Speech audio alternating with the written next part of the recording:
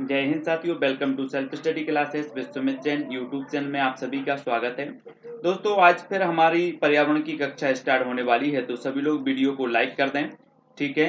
और सभी को वीडियो को शेयर भी करना है। इंस्टाग्राम में जुड़ने के लिए आप Sumit Jain self study classes search करेंगे, ठीक है। व्हाट्सएप से जुड़ने के लिए व्हाट्सएप नंबर दिया है, और self study classes with Sumit Jain जो वीडियो आप देख रहे हैं उसके नीचे चैनल का नाम दिया है, इस पर आप क्लिक करेंगे तो पूरी की पूरी प्लेलिस्ट ऊपर खुलेगी, ठीक है। तो आप पूरी की पूरी वीडियो एक साथ देख सकते हैं। फेसबुक से जुड़ने के लिए आप सुमित जैन सर्च करें, ट्विटर से जुड़ने के लिए सुमित जैन, और टेलीग्राम ग्रुप से जुड़ने के लिए सर्च करना है IAS स्टडी ट्रिक, और वीडियो को लाइक और शेयर अवश्य करना है। टेट वाले, रीट वाले, CTET एग्जाम वालों के लिए बहुत ही महत्वपूर्ण है, ठीक है। तो इस प्रकार से सब्सक्राइब का बटन क्लिक करें, ऑल पर, है ना, बेल आइकन को दबा पर ऑल पर क्लिक करना है। स्टार्ट करते हैं दोस्तों आज का ये वीडियो। तो आपको बताना है गोल्डमैन पुरस्कार किस हेतु दिया जाता है।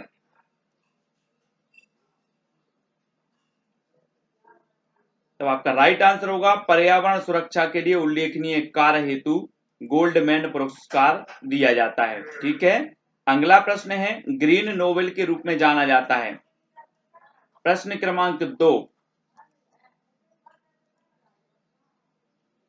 तब आपका बिल्कुल सही आंसर क्या होगा, गोल्डमैन पुरस्कार। गोल्डमैन जो पुरस्कार है ग्रीन नोबेल पुरस्कार के रूप में जाना जाता है, ठीक है। याद रखना है, गोल्डमैन पुरस्कार पाने वाले भारतीय हैं। तो आपको बताना है प्रश्न क्रमांक 3 का उत्तर। गोल्डमैन पुरस्कार पाने वाले जो भारतीय हैं वो कौन कौन से भारतीय हैं।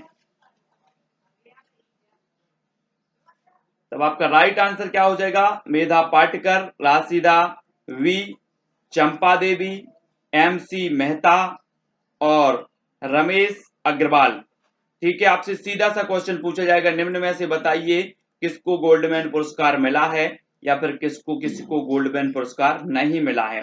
तो मेधा पाटकर, राशिदा वी, चंपा देवी, MC मेहता, रमेश अग्रवाल, ये चीज आपको पता होनी चाहिए, इन्हें गोल्डमैन पुरस्कार से नवाजा गया है।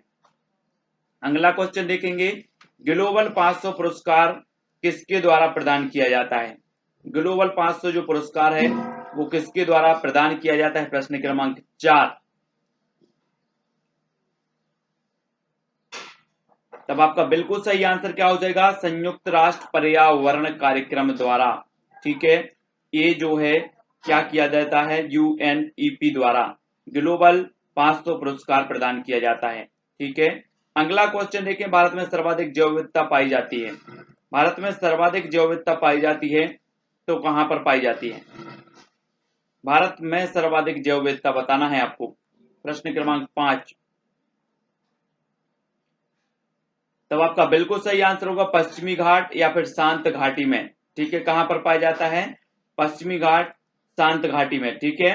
नेक्स्ट है, पर्यावरण शुद्धता का प्रतीक है, क्या है प्रतीक। प्रश्न क्रमांक 6। पर्यावरण शुद्धता का प्रतीक माना जाता है।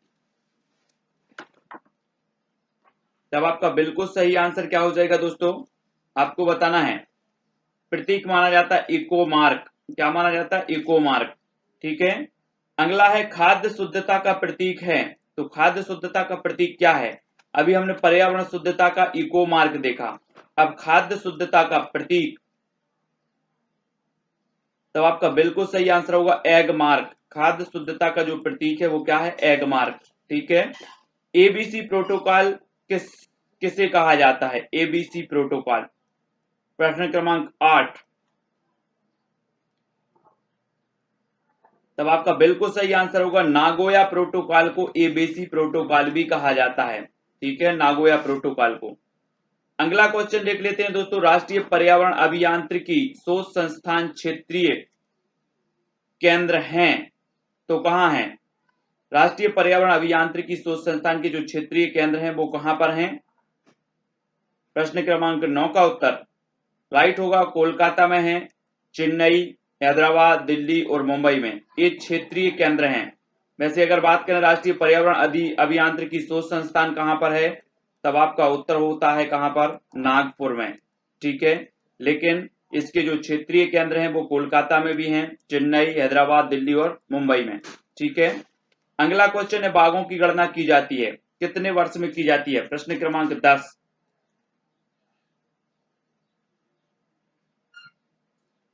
तब आपका बिल्कुल सही आंसर कितना होगा, प्रत्येक 4 वर्ष में बाघों की गणना की जाती है। ठीक है, प्रत्येक 4 वर्ष में। अगला क्वेश्चन है, जैव ईंधन नीति लागू करने वाला देश का पहला राज्य कौन सा है? जैव ईंधन नीति लागू करने वाला देश का पहला राज्य बताना है आपको। प्रश्न क्रमांक 11। तब आपका बिल्कुल सही आंसर होगा राजस्थान। ठीक है, जैव ईंधन नीति लागू करने वाला पहला जो देश राज्य है वो है राजस्थान। झारखंड राज्य गंगा नदी संरक्षण प्राधिकरण गठित हुआ तो कब हुआ? झारखंड राज्य गंगा नदी संरक्षण प्राधिकरण कब गठित हुआ? प्रश्न क्रमांक 12। और राइट आंसर होगा वर्ष 2009 में।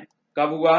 वर्ष 2009 में। ठीक है, अगला क्वेश्चन है, जल प्रदूषण निवारण तथा नियंत्रण अधिनियम लागू हुआ। जल प्रदूषण निवारण तथा नियंत्रण अधिनियम लागू हुआ तो कब हुआ?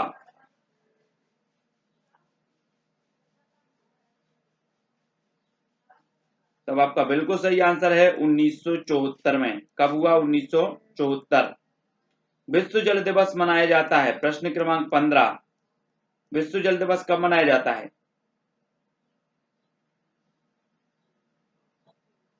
तो राइट आंसर होगा 22 मार्च को विश्व जल दिवस मनाया जाता है। ठीक है, भारत सरकार द्वारा केंद्रीय गंगा प्राधिकरण का गठन किया गया। भारत सरकार द्वारा केंद्रीय गंगा प्राधिकरण का गठन कब किया गया? प्रश्न क्रमांक 16 का उत्तर बताना है। तो राइट आंसर हो जाएगा आपका 1985 में। कब किया गया? 1985। अगला क्वेश्चन है, सितंबर 1995 में किसका नाम बदलकर राष्ट्रीय नदी संरक्षण प्राधिकरण कर दिया गया? तो किसका नाम बदलकर कर दिया गया 1995 में? तब आपका बिल्कुल सही आंसर क्या होगा? केंद्रीय गंगा प्राधिकरण का 1995 में नाम बदलकर कर दिया गया राष्ट्रीय नदी संरक्षण प्राधिकरण। ठीक है, अगला क्वेश्चन देखो, राष्ट्रीय गंगा नदी बेसिन प्राधिकरण का गठन किया गया। राष्ट्रीय गंगा नदी बेसिन प्राधिकरण का गठन कब हुआ? प्रश्न क्रमांक 18।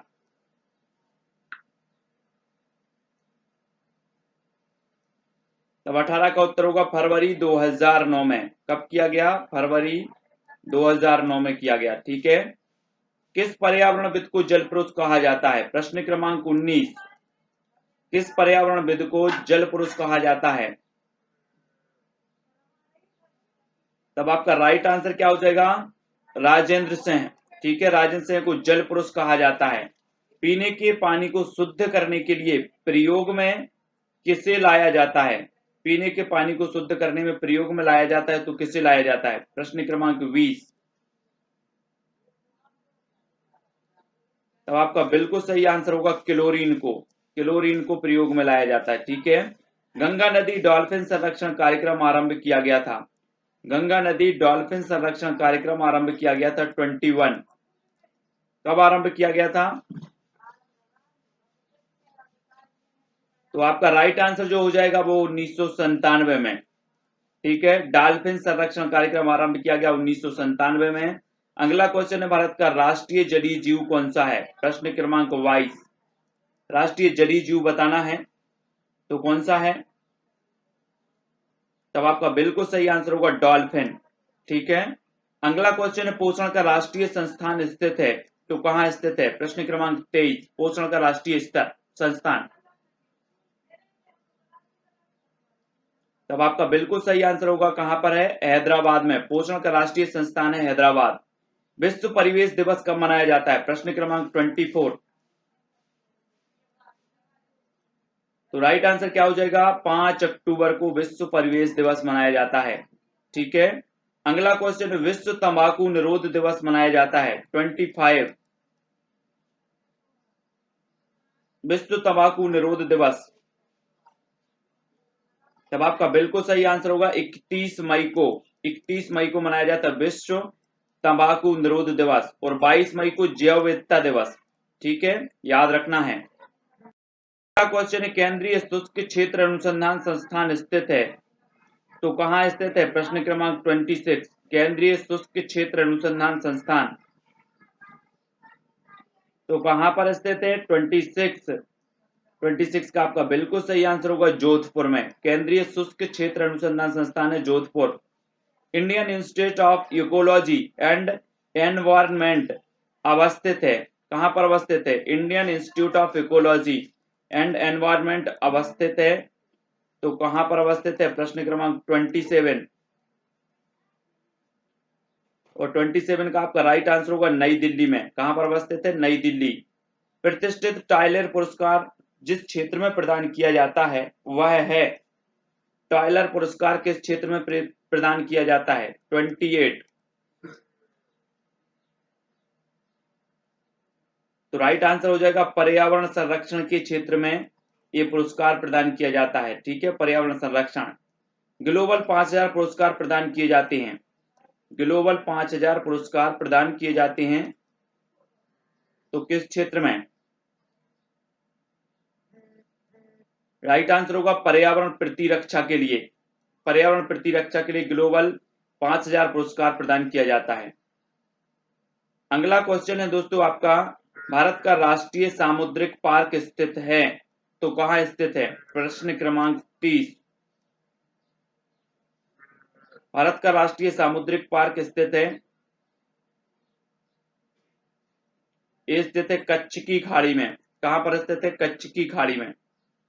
ठीक है, अगला क्वेश्चन, स्वपोषी स्तर पर उत्पादन को कहा जाता है, तो क्या कहा जाता है? स्वपोषी स्तर पर उत्पादन को क्या कहा जाता है? प्रश्न क्रमांक 31। तो राइट आंसर होगा प्राथमिक उत्पादकता। क्या कहा जाता है? प्राथमिक उत्पादकता। स्वपोषी स्तर पर उत्पादन को कहा जाता है प्राथमिक उत्पादकता।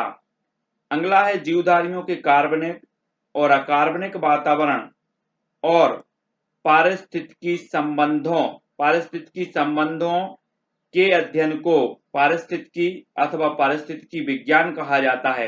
यह कथन किसका है? ये परिभाषा किसने दी है? जीवधारियों के कार्बनिक और अकार्बनिक वातावरण और पारिस्थितिकी संबंधों के अध्ययन को पारिस्थितिकी अथवा पारिस्थितिकी विज्ञान कहा जाता है। ये प्रश्न क्रमांक 32 का जो उत्तर है वो अर्नेस्ट हैकेल, किसने कहा? ये परिभाषा दी है अर्नेस्ट हैकेल साहब ने। सर्वप्रथम पारिस्थितिकी की संकल्पना प्रस्तावित की गई, तो उत्तर बताना है आपको। सर्वप्रथम पारिस्थितिकी की संकल्पना प्रस्तावित की गई, उत्तर हो जाएगा वर्ष 1935 में एजी टांसले द्वारा।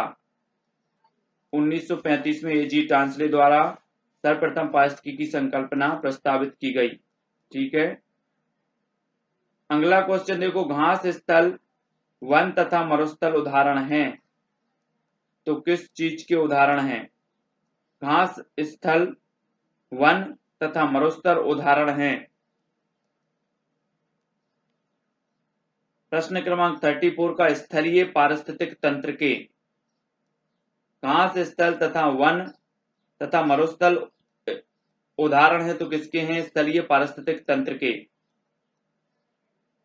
पृथ्वी के सर्वाधिक क्षेत्र पर फैला हुआ पारिस्थितिक तंत्र है, पृथ्वी के सर्वाधिक क्षेत्र पर फैला हुआ पारिस्थितिक तंत्र है।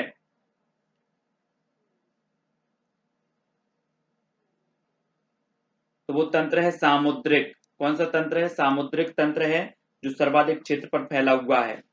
भारत में पारिस्थितिकी असंतुलन का प्रमुख कारण क्या है? प्रश्न क्रमांक 36। पारिस्थितिकी असंतुलन का प्रमुख कारण आपको बताना है और राइट आंसर आपको होगा वनोन्मूलन। ठीक है, वनोन्मूलन पारिस्थितिकी असंतुलन का प्रमुख कारण माना जाता है। निर्जीव कार्बनिक तत्वों को अकार्बनिक यौगिकों में तोड़ते हैं, तो कौन तोड़ते हैं? निर्जीव कार्बनिक तत्वों को अकार्बनिक यौगिकों में तोड़ते हैं, कौन? 37 का आंसर।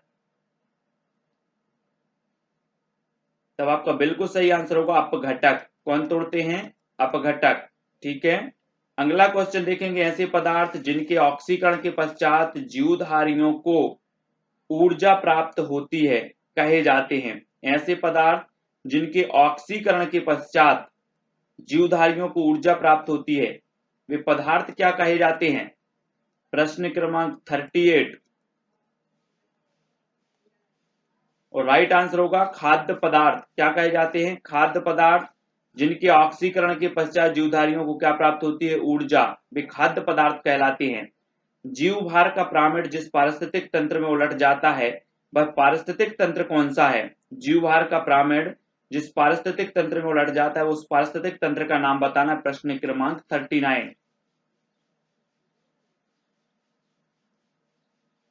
तब आपका बिल्कुल सही आंसर होगा तालाब। ठीक है। यूकेलिप्टस को उसकी अत्यधिक जल ग्रहण शक्ति के कारण घोषित किया गया। यूकेलिप्टस को उसकी अत्यधिक जल ग्रहण शक्ति के कारण घोषित किया गया। क्या घोषित किया गया? जल्दी से बताना है आपको। प्रश्न क्रमांक 40। तो राइट आंसर हो जाएगा पर्यावरण का शत्रु या पर्यावरण का दुश्मन। ऐसा भी आता है कि पर्यावरण के दुश्मन किस वृक्ष को माना जाता है? तो वो माना जाता है यूकेलिप्टस को, है ना, क्योंकि इसकी जो है अत्यधिक जल ग्रहण शक्ति के कारण इसे पर्यावरण का दुश्मन कहा जाता है। अगला क्वेश्चन, स्थिर जल के आवास को क्या कहा जाता है? प्रश्न क्रमांक 41। स्थिर जल के आवास को क्या कहा जाता है?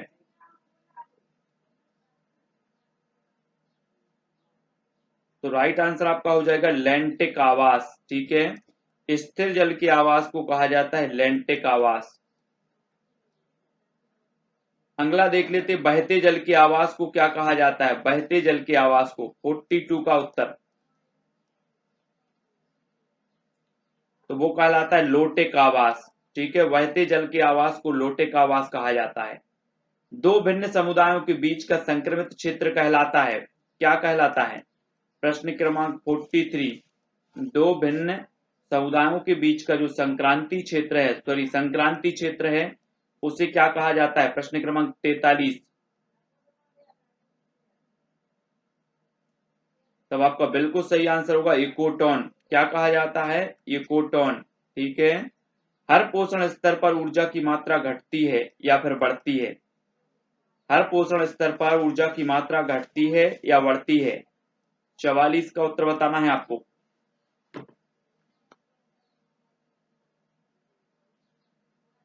तो राइट आंसर आपका क्या हो जाएगा? घटती है। हर पोषण स्तर पर ऊर्जा की मात्रा घटती है।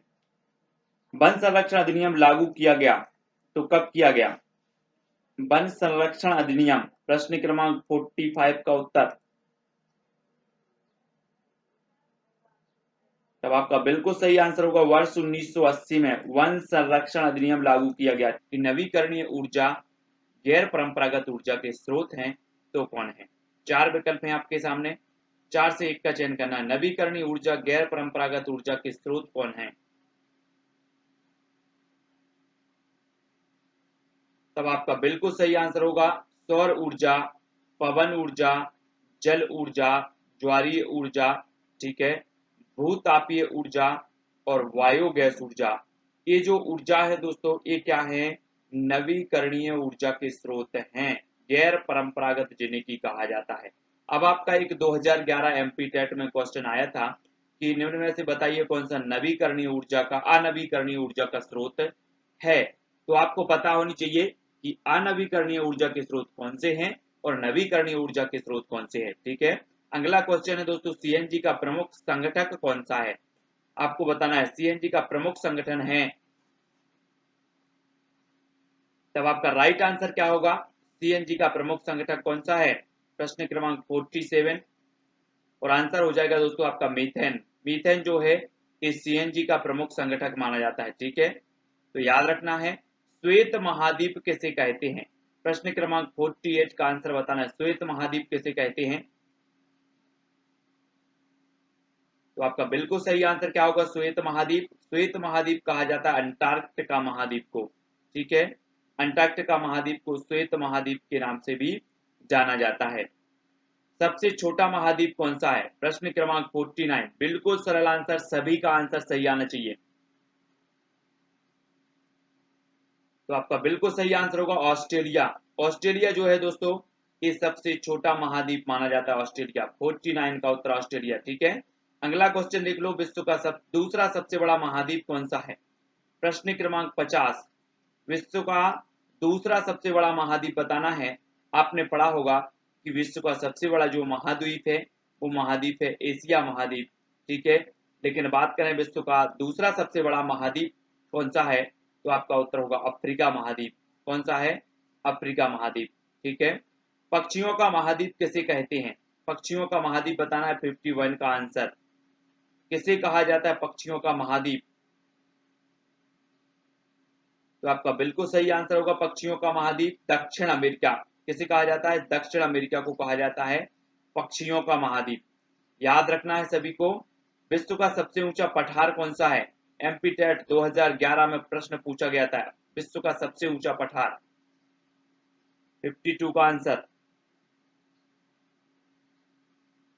तब आपका बिल्कुल सही आंसर क्या हो जाएगा? पामीर का पठार। ये विश्व का सबसे ऊंचा पठार माना जाता है दोस्तों। विश्व का सबसे ऊंचा।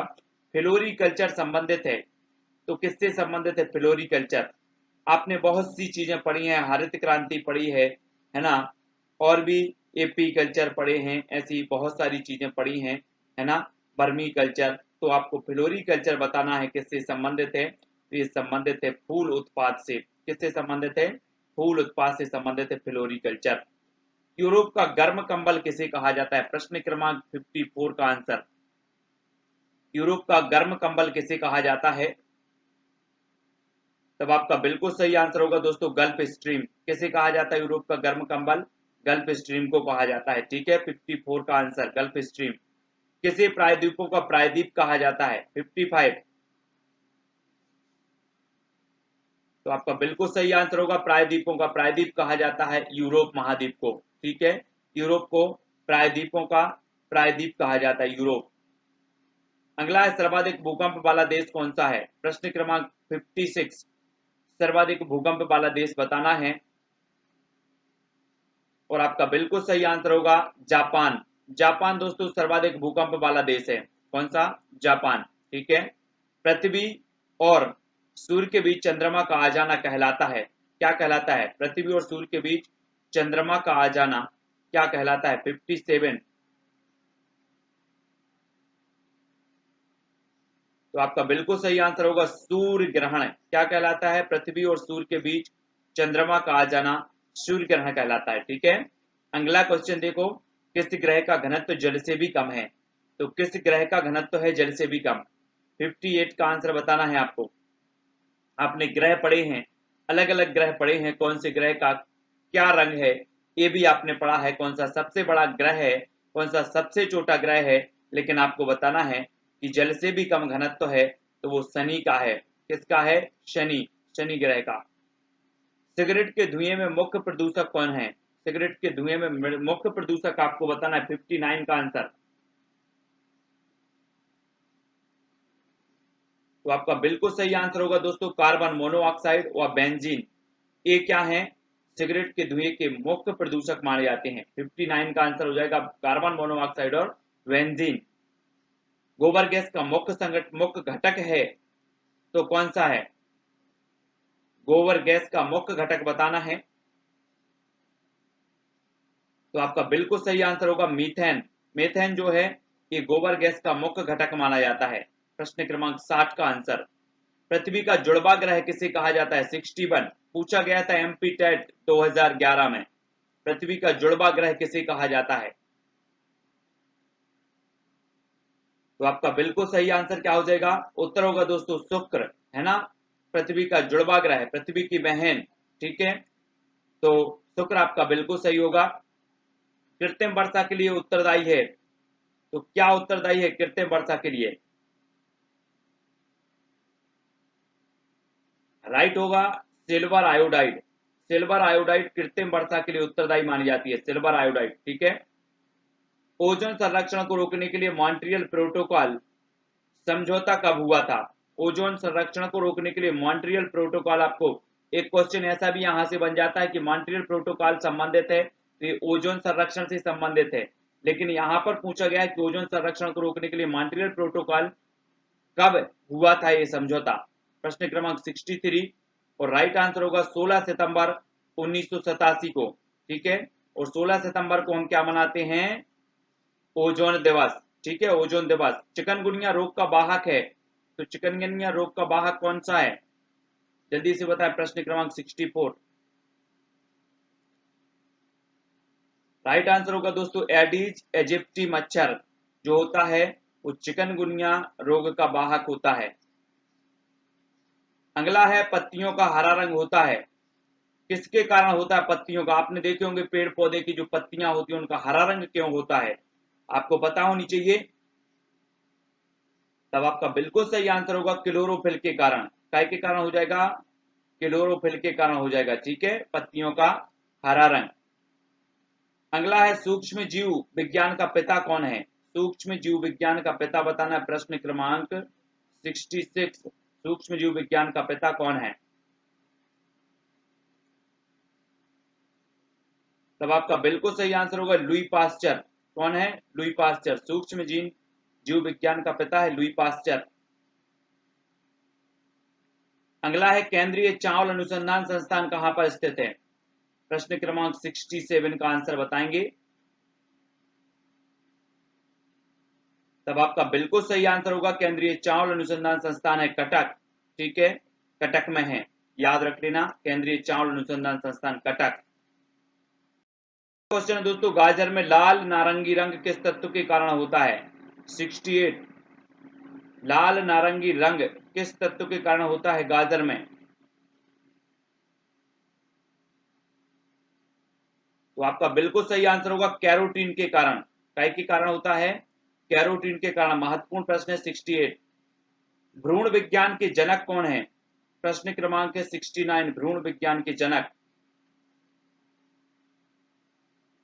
तब आपका बिल्कुल सही आंसर क्या होगा? भ्रूण विज्ञान के जनक हैं प्रोफेसर पी माहेश्वरी, ठीक है, प्रोफेसर पी माहेश्वरी ये भ्रूण विज्ञान के जनक माने जाते हैं। मानव शरीर की सबसे लंबी हड्डी कौन सी है? मानव शरीर की सबसे लंबी हड्डी बताना है हमें, प्रश्न क्रमांक 70।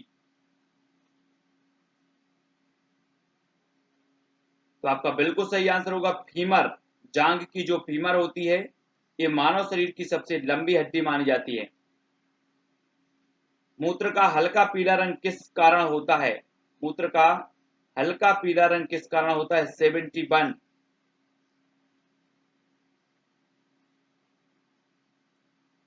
तो आपका बिल्कुल सही आंसर होगा यूरोक्रोम के कारण। काय के कारण? यूरोक्रोम के कारण जो है मूत्र का रंग हल्का पीला रंग का होता है। किस रोग में प्लेटलेट्स की संख्या कम होने लगती है? प्रश्न क्रमांक 72 का उत्तर बताना है, वो रोग बताना है जिसमें प्लेटलेट्स की संख्या कम होने लगती है। तो 72 का आंसर आपका क्या हो जाएगा? राइट आंसर होगा डेंगू रोग। कौन सा होगा? डेंगू। बाष्पोत्सर्जन की दर मापी जाती है? प्रश्न क्रमांक 73। ये मापी जाती है पोटोमीटर से। कैसे? पोटोमीटर। बाष्पोत्सर्जन की दर मापी जाती है पोटोमीटर से। अगला क्वेश्चन देख लो, भारी जल का अणुसूत्र क्या है? भारी जल का अणुसूत्र बताना है, प्रश्न क्रमांक 74।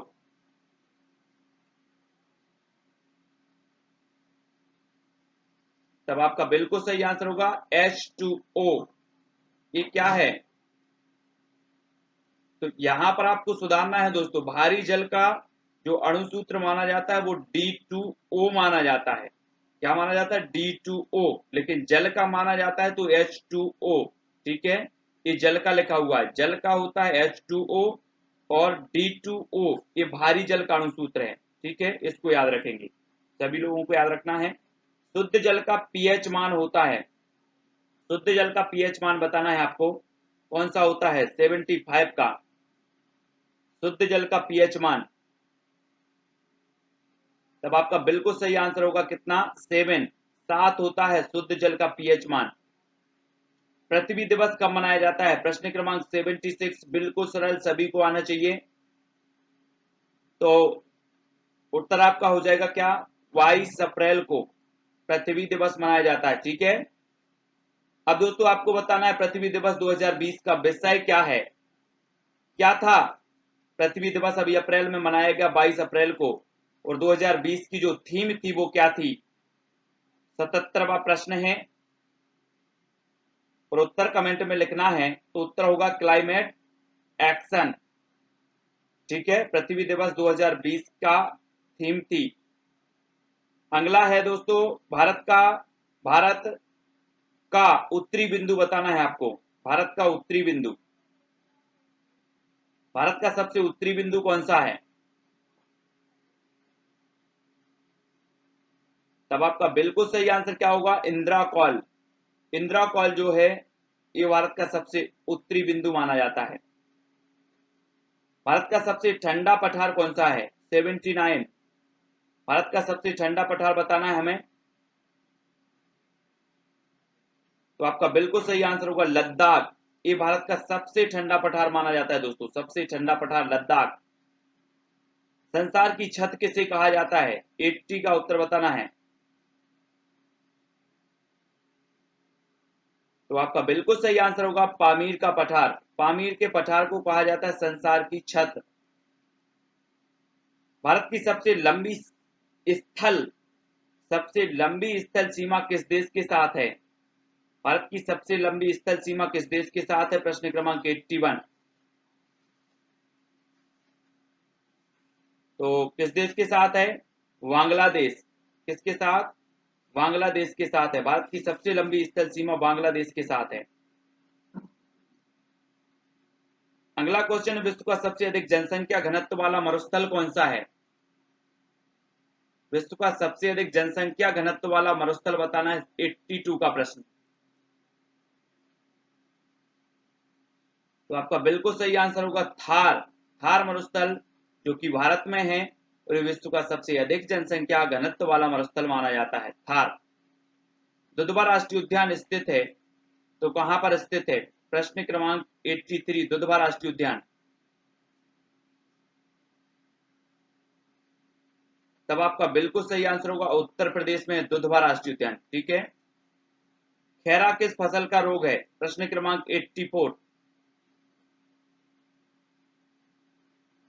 तो खैरा जो है वो धान, किस फसल का रोग है? धान का है। ठीक है, खैरा पूछा जाता है खैरा किस फसल का रोग है, तो ये धान का रोग माना जाता है। टिक्का किस फसल का रोग है? टिक्का। प्रश्न क्रमांक 85। टिक्का किस फसल का रोग है? तो उत्तर हो जाएगा आपका मूंगफली। ठीक है, मूंगफली का रोग है टिक्का। अगला क्वेश्चन दोस्तों, विश्व गौरैया दिवस कब मनाया जाता है? प्रश्न क्रमांक 86, विश्व गौरैया दिवस। और आपका बिल्कुल सही आंसर होगा 20 मार्च को। ठीक है, 20 मार्च को मनाया जाता है विश्व गौरैया दिवस। विश्व मृदा दिवस कब मनाया जाता है? प्रश्न क्रमांक 87, विश्व मृदा दिवस। सही आंसर है 5 दिसंबर को। कब मनाया जाता है? 5 दिसंबर को विश्व मृदा दिवस। वर्षा की बूंदें गोल होने का कारण क्या है? प्रश्न क्रमांक 88, वर्षा की बूंदें गोल होने का कारण क्या है? तो आपका बिल्कुल सही आंसर होगा पृष्ठ तनाव। क्या है? पृष्ठ तनाव। किस महाद्वीप से होकर विषुवत, कर्क और मकर तीनों रेखाएं गुजरती हैं? तो कौन से महाद्वीप से होकर गुजरती हैं? प्रश्न क्रमांक 89। तब आपका बिल्कुल सही आंसर होगा अफ्रीका महाद्वीप से होकर के विषुवत, कर्क और मकर ये तीनों ही रेखाएं गुजरती हैं। जुगाली करने वाले पशुओं से किस ग्रीन हाउस गैस का जो है निस्सरण होता है? तो आपको बताना है जुगाली करने वाले पशुओं से किस ग्रीन हाउस गैस का निस्सरण होता है? प्रश्न क्रमांक 90।